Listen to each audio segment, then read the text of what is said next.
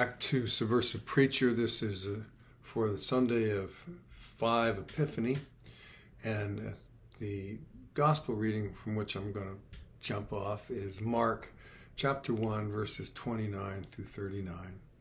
And this is down and dirty because Mark's seemingly insignificant little story is chock full of juicy stuff. This story is one of the reasons I love the Gospel of Mark so much.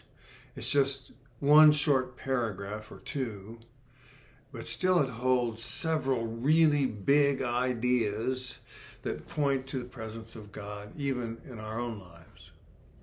The first thing I notice is that my late mother-in-law would have done exactly what Peter's mother-in-law did, get up from her sick bed and immediately gone back to work taking care of everybody else.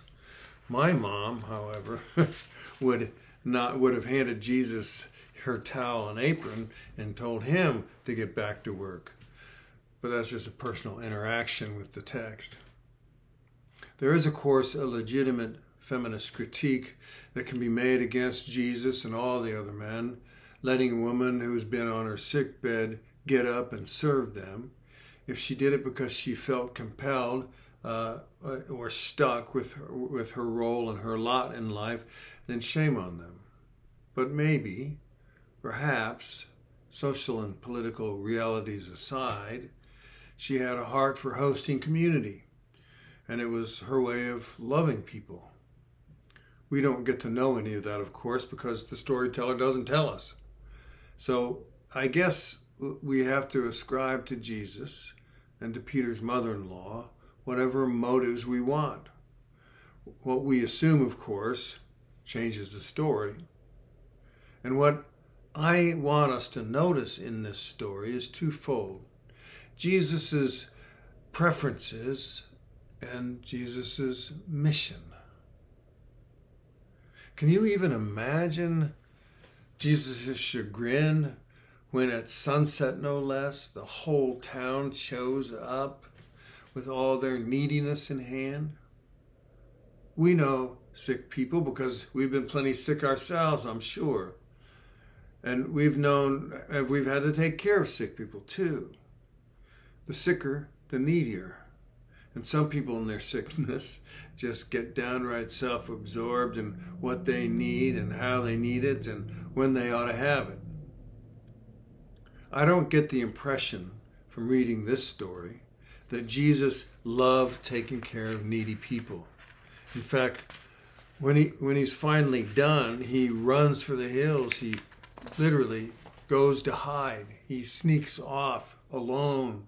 He wanted to be by himself. And so he went to a deserted place. You know, there are a lot of people in the helping professions you've got to look out for, like clergy, social workers, teachers, counselors, who just love taking care of other people. That's a dangerous personality, if you ask me. Sure, we want those people to be conscientious about doing their job, which includes, of course, caring for those they work with.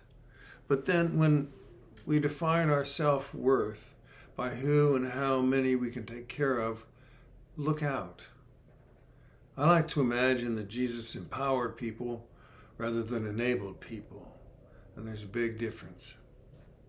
Maybe it's just my projection, but I get the impression from this story in Mark that it wore Jesus out to have to take care of all those people.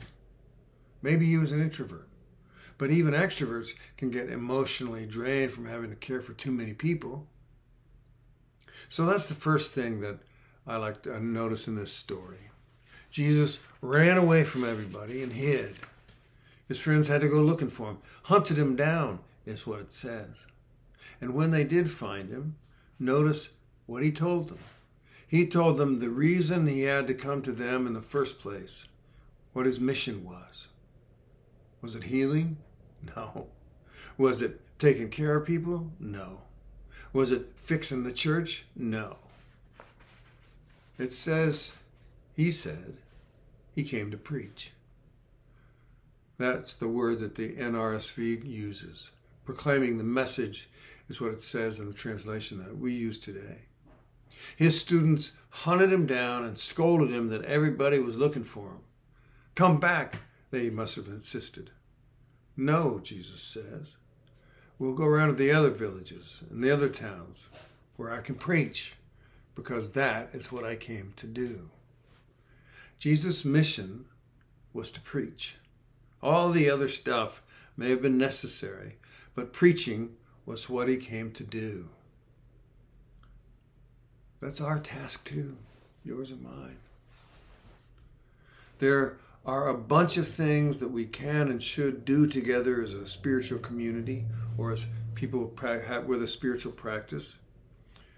But our big reason for being, at least in the Christian church, is to share the gospel as we understand it. So that's our mission too, to share the gospel. We don't have to use that word gospel, but the wisdom and the love that's in it, that's what we have to share. It's our mission. It's what Jesus came to do. Mark says so. Now remember, there are all kinds of ways to preach. Some people are poetic, some are thrilling, some are inspiring, some are didactic. But some people are more eloquent with their lives than they are with their words. Some people preach with their presence and with how they do things. Preaching is about how we share the gospel, not what method we use to communicate it. Preaching is a power used to share the love of God, and it gets voiced and it gets embodied in all kinds of ways. We are all preachers. We're all preachers when it comes to our mission to share the gospel. I might recommend that we spend some time wondering about how it is we preach. And if we want to try preaching in some other ways than the ones we're used to. And as I personally think about retiring from parish ministry, I have to wonder about how I will continue to preach. In fact, I'm going on a retreat to do just that, to develop the next incarnation of my preaching, which will be via this website. How will it be different? How can I continue to share the gospel? Will it be different now that nobody's paying me to do it? Now I'll be like you and preaching for free. Something a spiritual community always has to ask itself, especially when it's associated with the gospel of Jesus, is whether our current preaching style is effective at sharing the gospel as we come to understand it. And personally, we can ask ourselves, does everyone who knows us have a pretty clear understanding of what it is we are about? Or do they need a little more and better preaching from us? It's worth thinking about. Healing is great when we can get it and when we can do it, I suppose. But it is not our mission. I suspect that that's because God doesn't need us in order to unleash healing in the world. But for whatever reason, God does need us to be preachers when it comes to sharing the gospel.